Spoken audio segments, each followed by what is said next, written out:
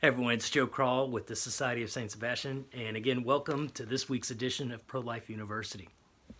This week we're going to discuss a phenomenon that we in the pro-life movement have been pushing for a few years now, and that is legislation that would prohibit or ban what are called telemed abortions. Right?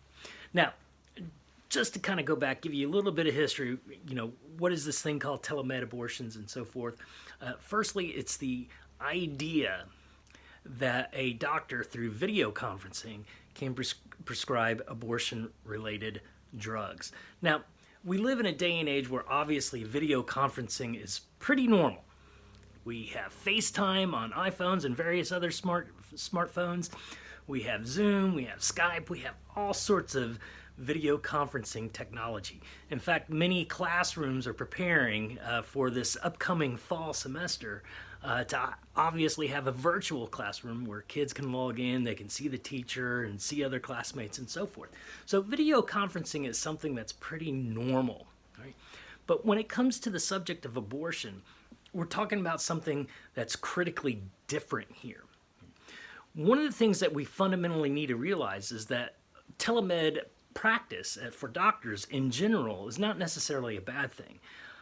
There might be situations in which doctors can prescribe medications such as antibiotics and so forth done via video conferencing and so forth. Why? Because they are not necessarily in a situation where they have to monitor a patient and make sure everything is going well, nearly as much in a situation as a woman who is being prescribed the RU486 drug.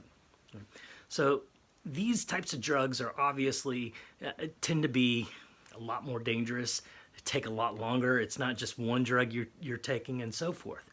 And so many pro-lifers understand the critical need to ban this sort of practice because they are very dangerous. In 2% of the cases, we know that women hemorrhage. Out of 2% out of all the cases that have been given, women are hemorrhaging. More than 1 in 100 cases would require hospitalization of some sort. And again, 4 to 5% of these cases, the abortion drug, after you go through the complete cycle of it, doesn't necessarily do what it's supposed to do. So women are going to have to go into the abortion clinic and require an additional surgery, unfortunately, to remove the deceased child. So in many cases, what we have to understand is that this is a very dangerous procedure. Now, in all honesty, right, one of the things that we fundamentally need to know is that this is kind of a brutal procedure in many cases. It's not fun or pleasant.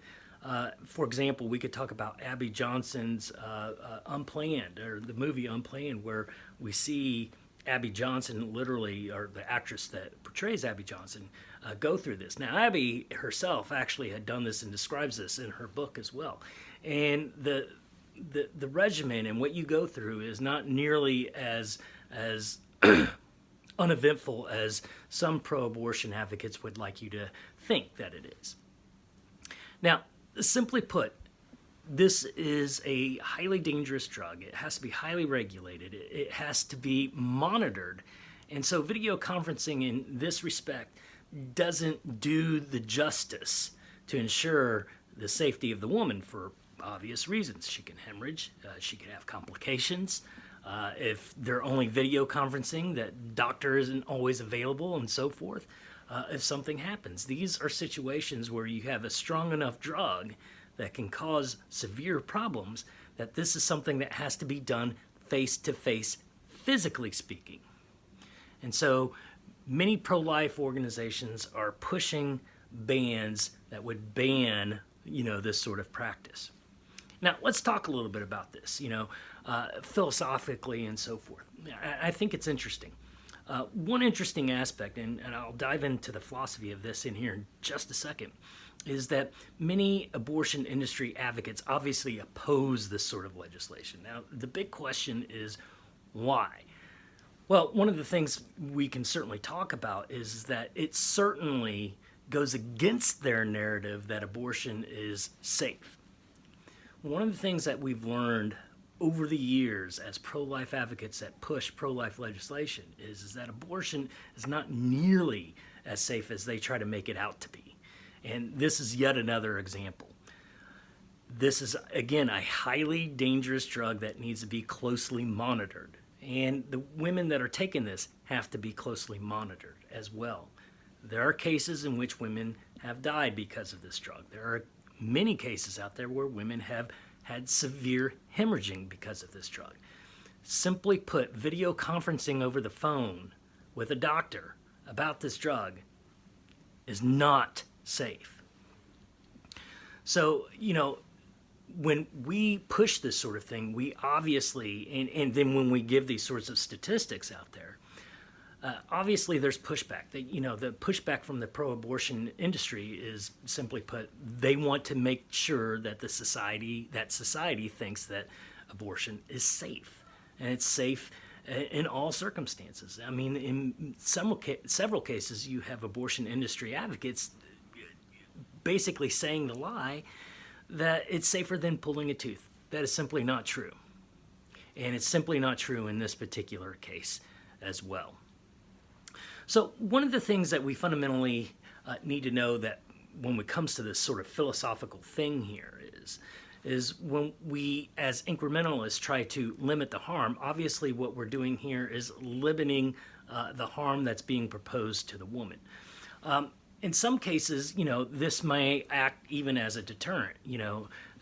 We do live in a day and age of video conferencing, and if women understand that they can't do this via video conference, that they actually have to go face to face, they may realize, in one particular instance, that this is not as safe as the abortion makes it out to be. So, in some cases, we can talk about how this is limiting the harm in this particular case, and certainly how it saves some lives in these particular cases as well.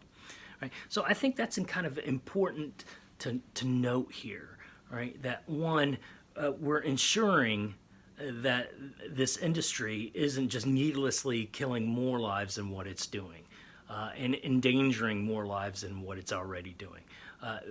Again, it's clear that they're not real keen on clinic regulations. They're willing to even, not have their abortionists have any sort of admitting privileges to hospital. That's why they fought the recent case that we saw come down from the U.S. Supreme Court.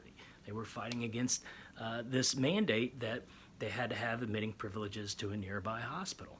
Well, it's clear that they don't really care if their abortionists have privileges to a nearby hospital, ensuring the safety of women.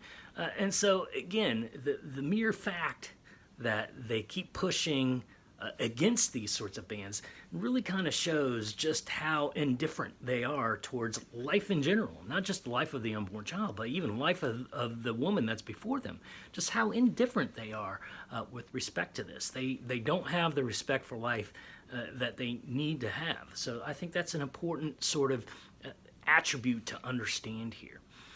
Recently, there was a case that was handed down by a U.S. District Court judge that basically mandated, or rather suspended, the pro-life rules by the FDA on dispensation of these, or the dispensing, not dispensation, but the dispensing of these abortion drugs.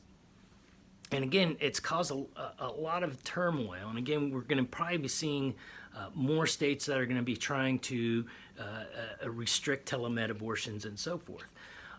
And again, I think this is going to be an interesting fight. The Trump administration has already said that they're going to appeal that suspension and so forth. The simple fact is when it comes to this sort of thing, we've got to understand the abortion industry is all about image. That's all they're caring about. Their bottom line is money. They're not worried about the women. They're not worried about the unborn child. They're just worried about the money. And ultimately, it's money that they serve. It's not anything about the common good. What's good for society, what's good for that woman, or what's even good for that child. They just simply don't care. It's all about the greed in many respects.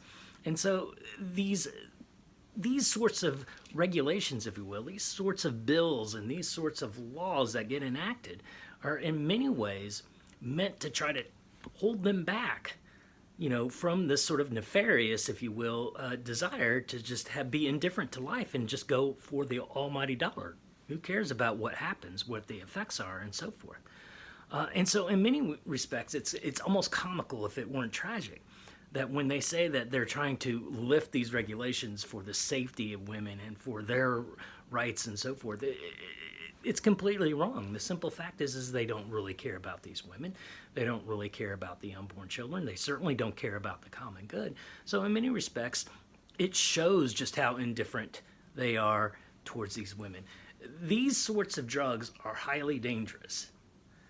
No self-respecting doctor would sit there and just prescribe them and then be done with it. They'd want to see the patient again and again and again. And yet this is something that we're seeing that abortionists just simply don't care to do. They don't really care about the patient. They just care about making their money and so forth. So in many respects, this really kind of shows a need to pass such legislation that not only obviously protects women, but may even deter women into thinking that maybe this abortion drug isn't as safe as I thought it was. Maybe this abortion drug isn't as safe as the abortion industry is trying to make it look. Maybe I need to rethink this. And I think in many respects, that's where we begin to see that this idea of abortion not being as safe as the abortion industry makes it out to be. And in many respects, that's exactly what the vast majority of clinic regulation laws do, is to show that abortion is not nearly as safe as the abortion industry wants to perpetrate it as. So in many respects, these sorts of laws are meant to give pause to the person who's considering an abortion and to make her think that, well, if it's not as safe as they make it out to be, maybe I shouldn't be doing it. Anyway, I hope you enjoyed this video. Again, thank you so much for all your support. Give us a big thumbs up. We always appreciate it. If you haven't subscribed yet, be sure to do so. I hope you have a blessed weekend, and we'll see you next week. Take care.